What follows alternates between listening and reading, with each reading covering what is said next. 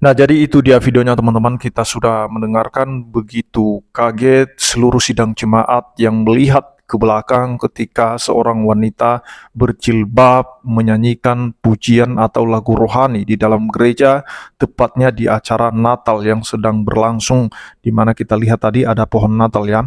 Tetapi sekalipun dia berada dalam kursi roda, dan biarlah kiranya imannya yang menyelamatkan dia, karena kita tahu bahwa dia mungkin mengalami sakit penyakit dalam tubuhnya sehingga dia berada di kursi roda.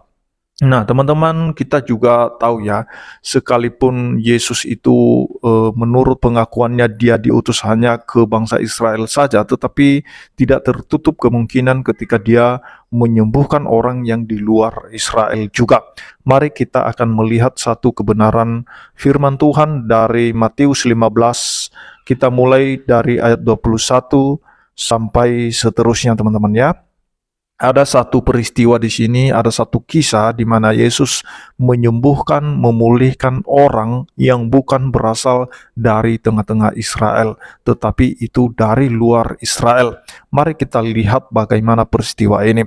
Di dalam Matius 15 kita mulai baca dari ayat 21.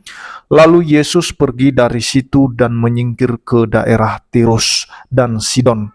Maka datanglah seorang perempuan Kanaan dari daerah itu dan berseru, "Kasihanilah aku ya Tuhan, anak Daud, karena anakku perempuan kerasukan setan dan sangat menderita." Tetapi Yesus sama sekali tidak menjawab. Lalu murid-muridnya datang dan meminta kepadanya, "Suruhlah ia pergi, ia mengikuti kita," dengan berteriak-teriak.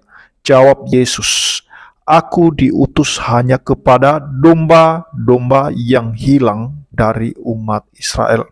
Nah, perhatikan perkataan Yesus di sini Bapak Ibu ya. Di ayat 24, di sana Yesus menjawab, "Aku diutus hanya kepada domba-domba yang hilang dari umat Israel," seolah-olah dia tidak diutus kepada bangsa-bangsa di luar Israel. Di ayat 25, tetapi perempuan itu mendekat dan menyembah dia sambil berkata, "Tuhan, tolonglah aku." Nah, ada satu hal respon, ada satu hal perjuangan dari seorang wanita Kanaan ini, perempuan Kanaan ini, ketika Yesus mengatakan, "Aku diutus hanya kepada Israel," justru dia punya iman, punya keyakinan bahwa Yesus sanggup menyembuhkan, sanggup memulihkan bangsa-bangsa manapun yang datang kepadanya. Itulah sebabnya dia semakin dekat, dia semakin menyembah dan berkata, "Tuhan, tolonglah aku." Karena dia tahu bahwa yang namanya Tuhan adalah Tuhan atas seluruh alam semesta, Tuhan atas seluruh bangsa, segala bangsa yang ada di muka bumi ini. Itulah keyakinan dari seorang perempuan Kanaan. Di ayat 26, tetapi Yesus menjawab, "Tidak patut mengambil roti yang disediakan bagi anak-anak dan melemparkannya kepada anjing." Kata perempuan itu, "Benar Tuhan," namun anjing itu makan remah-remah yang jatuh dari meja tuannya. Maka Yesus menjawab dan berkata kepadanya, "Hai ibu, besar imanmu, maka jadilah kepadamu seperti yang kau kehendaki." Dan seketika itu juga anaknya sembuh.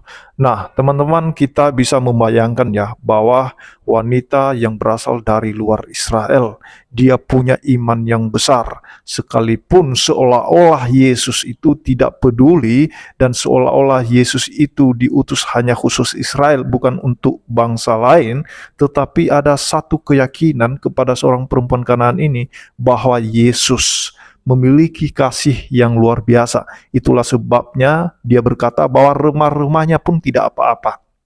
Nah, remah-remahnya yang jatuh dari meja tuannya tak apa-apa. Yang artinya sebagian berkat pemulihan, berkat kesembuhan itu pasti didapatkan oleh dia, oleh bangsa-bangsa lain. Nah, jadi itu luar biasa ya teman-teman ya, kalau kita lihat dan kita bisa lihat relevansinya sampai sekarang ini bahwa Yesus itu bukan hanya untuk orang Kristen saja, tetapi dia adalah Tuhan atas seluruh umat manusia. Dan barang siapapun yang datang kepadanya, menyembah dia seperti perempuan Kanaan ini, pasti mengalami suatu mukjizat yang luar biasa. Nah, jadi itu luar biasa dan jangan kita berpikir bahwa Yesus itu hanya untuk orang Kristen saja, bukan untuk orang lain. Tuhan itu Tuhan atas seluruh bangsa. Yesus itu adalah Tuhan atas seluruh bangsa, atas seluruh umat manusia. Barang siapa yang percaya, barang siapa yang datang kepadanya, sesuai dengan iman mereka, mereka akan menerima hal-hal yang luar biasa, mukjizat yang luar biasa daripada Tuhan. Dan biarlah kiranya lewat video ini tadi, itu merupakan suatu pelajaran bagi kita, terlepas dari dia datang kepada Tuhan, menyanyikan lagu rohani, tetapi kita juga belajar bagaimana dia memiliki toleransi ya, sekalipun dia bukanlah penganut agama Kristen, tetapi dia bisa menyesuaikan diri, dia bisa datang beribadah atau ikut ibadah, sekalipun dia masih memakai jilbab ya, tapi itu tidak bisa menghalangi dia untuk datang kepada Tuhan, untuk bisa menyanyikan lagu rohani sesuai dengan keinginan dan kerinduan jiwanya kepada Tuhan. Seperti lagunya tadi, tak terbatas kuasamu Tuhan, semua dapat kau lakukan. Tidak ada yang mustahil bagi Tuhan. Di saat dia tidak berdaya, maka kuasa Tuhan yang sempurna itu nyata dalam hidupnya. Ketika dia berdoa, mukjizat itu nyata. Itu luar biasa sebenarnya kata-kata dari lagu itu, teman-teman ya. Itu luar biasa, bisa memberikan kekuatan dan bisa kita menyadari bahwa di saat kita tak berdaya, itu kuasa Allah sempurna. Di dalam kelemahan kita, kuasa Allah itu nyata. Dan ketika kita berdoa, mukjizat itu nyata. Doa bisa mengubah segala sesuatu. Yang sakit bisa berubah jadi sehat. Dan orang yang memiliki beban berat, orang yang lemah, orang yang tertindas, mereka dikuatkan dalam keadaan situasi yang mereka alami. Maka doa orang benar itu, teman-teman ya, itu sangat besar kuasanya. Apabila itu dengan yakin didoakan, itu sangat besar kuasanya. Jadi biarlah kita bisa belajar bagaimana kita saling menghargai, saling menghormati antara satu sama yang lain, karena kita tahu bahwa di negeri kita ini sangat bermacam-macam atau beragam ya agama yang ada di negeri kita, budaya, suku, bahasa, dan biarlah kiranya kita menjadi Indonesia yang saling peduli antara satu sama yang lain, saling menghargai antara satu sama yang lain.